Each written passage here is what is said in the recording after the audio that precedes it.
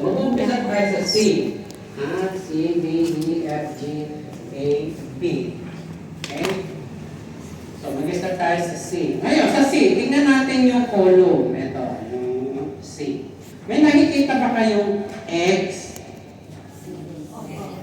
Tatanungin mo kayo, saan strings nakatapat ang X? 6. Yun, tama. 6 string. Kasi, sabi ko kanina, mag-uumpisa tayo ng first string sa kanan. Kaya kung bibilangin mo yun, mula kanan, ang X ay nasa 6 strings. It means, pag ikaw ay nagtipan ng C, hindi mo pwedeng kalabitin ang 6 strings. Marami ang nakikita dyan, mga mayayabang na gitarista dyan, mostly mga driver eh. Pagka nakita kong nag-D, at tinamaan niya ang 6 and 5th string, sabihin hindi ito dumaan sa tamang pag-aaral. Maaaring nanood lang ng YouTube to. Okay? Lalo na sa D, nakita niyo ilan ang X? Dalawa. Ibig sabihin, sir, magmula 4th string lang ako. Mag-extra. Pababa. Ako ano? Dahil pag tinamaan mo ang dalawang X na yun, ay sintonado ang tunog mo. Ako nyo? Kaya merong mga ganyan sa gitara. Hindi yung basta, pag nag-gitara ka lahat, kalabit mo, alam mo, tama na yun. Hindi. Yung mga X yan. Okay, tingnan natin itong C. Yung nakikita nyo first finger, pag nakita nyo yung number, yan yung finger mo eh. Okay? Yung first finger mo ay nasa first, ganito yan, no? Pag C, sabayan. Nakita nyo kamay ko, sabayan. Kalagay ko. C, sabayan. Ngayon, dahil beginners kayo, hindi nyo kaya yun. Pero na lang to. Okay. So, gagawin nyo, uunahin nyo yung 1. 1 muna. 1. Yan na. Tapos, 2.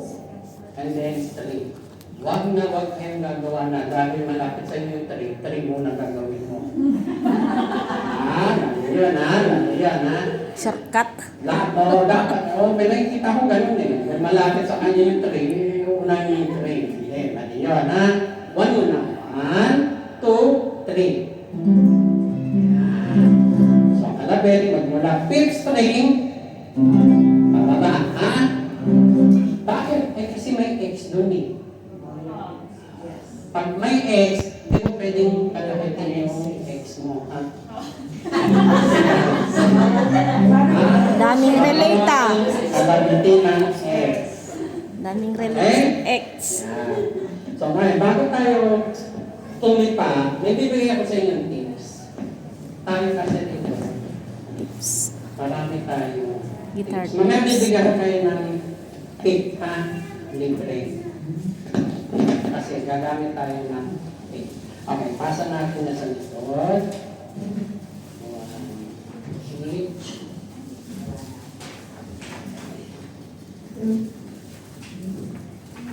Huwag tayo magmamadali kasi sa pag-aaral ng gitara, dahan-dahan lang yan. Hindi pwedeng kala mo bukas mo mahusay ka na. Hindi. Meron ka na gitara. Bukas rakista ka na.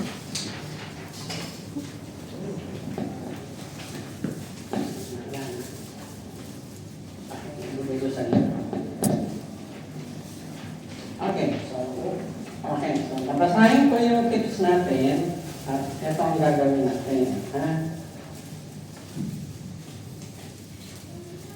Una, mamaya, pag hawak natin yung gitara, press the strings with the very tips of your finger. Ang tinatawag na tips, itong dulo ng daliri mo. Kaya kailangan pud-pud ang gupit ng kuko mo.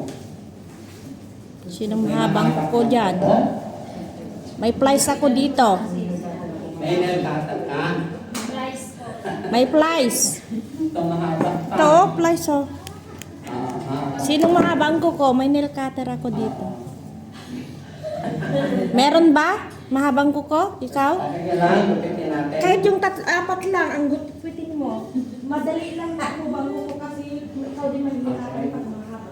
Okay lang yan kung ayaw mo, ha? Pero, Ikaw mahihirapan. i-explain ko lang sa inyo na kailangan mauuna yung tips pagtipa. Okay? Kaya pagka magaling ka na, mahusay ka na, pwede ka na magpapa.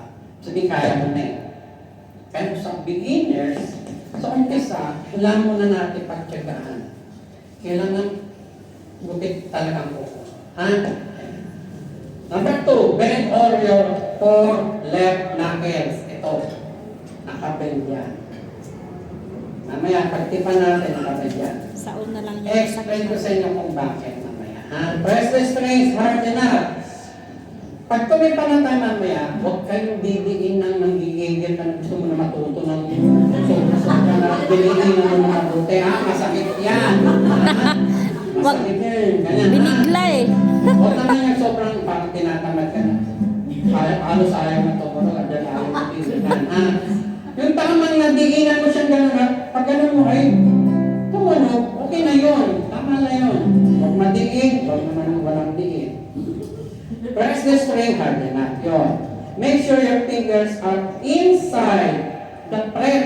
Dito, nasa loob ka ng bawat fret at di ka tatama ng bakal. Tinamaw ka nag-sing. Lahat siya nasa loob ng fret. Okay? And then, rest your thumb on the back of the guitar neck. Tingnan niyo ako. Yung thumb ko, nakarelax siya sa likod. Okay, siya ko, eto na niya siya, nakarelax siya. Huwag na huwag kayong didiin dito sa likod na nakaganyan, ha? Bawal yun. Kailangan ang thumb mo nandito sa taas. Nakarelax lang siya, ha? Ay, Chowsan. Ganyan lang yan, ha? Morning. Dami mong bitbit ah. Asa na yung career ko? If you press the string, don't naka-bend.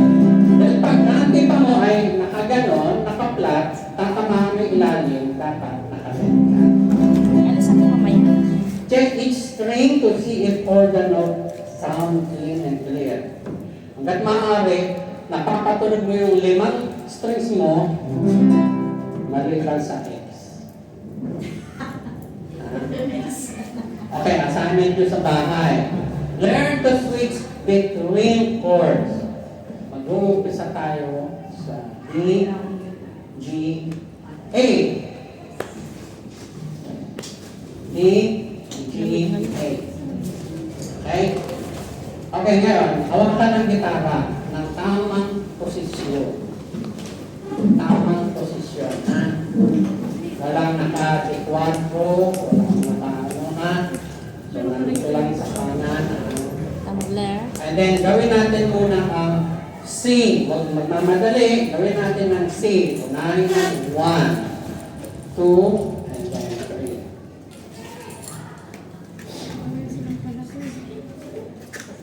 One, bilangin, anong strings, anong fret, importante yan.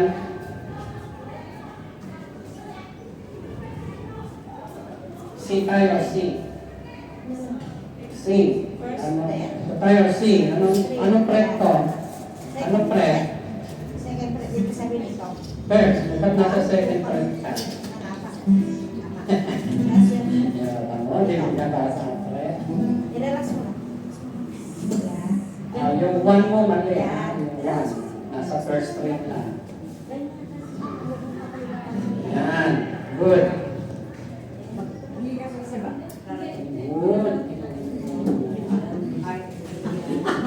Okay na yan, ha? Okay na yan, ha? Okay. Anong fret? Anong fret to? Anong fret? Kailangan talaga yan. Madali lang Ah. naman yung po. Bilangin nyo, anong fret, anong strings, ha? Anong fret, anong strings. Okay, repent mo to, repent mo. Ito, to. Yan. Sige, lagay mo sa C. 1. Sa mundo mo. Bilangin, anong strings. 2. Tatama sa bata. 3. Anong 3? Anong strings? Anong fret? Anong fret yan? Red, ito. Oh, ganun mo to. Dapat ang gitara mo, hindi na ito. Kasi malapad ito eh. Ang dapat gitara mo yung ganito lang. Kasi hindi mo mabot eh. Ha? Oh, sige, ulitin natin. One muna. One. Tingnan mo ha. One. Yan. Two. And then three. Ayun. Ako, diba? Ganun mo yung malili mo. Huwag mo ganun. Ganun. Ganun, ha? Sige.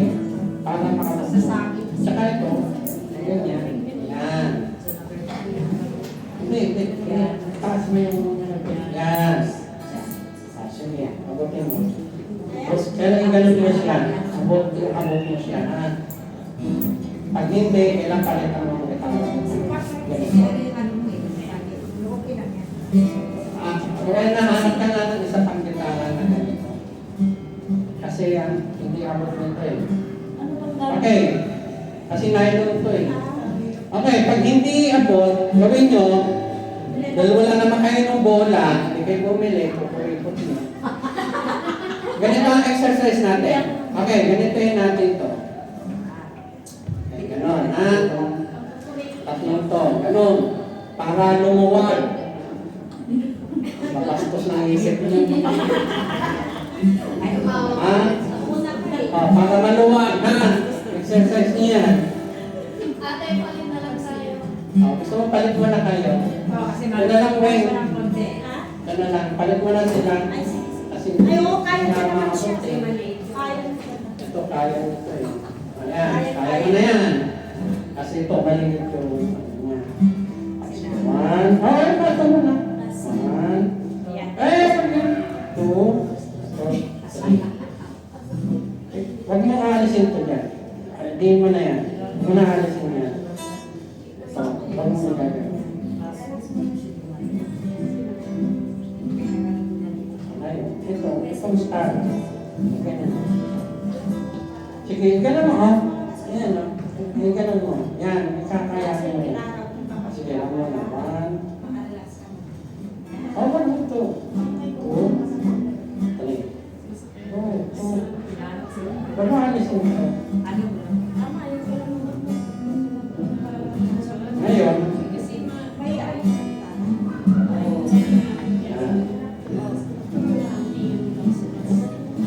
patulogin mo yan, huwag mo makalabay din ng 6 strings. Okay na? Okay ka na sa C? Mali yung 1 mo. Yan. Okay. 1, 2, 3. Kakaya mo na. Yan. Huwag kakalabitin ng 6 strings, ha? Okay. Punta tayo sa D. D. Tandaan na, yung D, tandaan. Mamaya, pagkanta natin, pinatandaan. D for dog.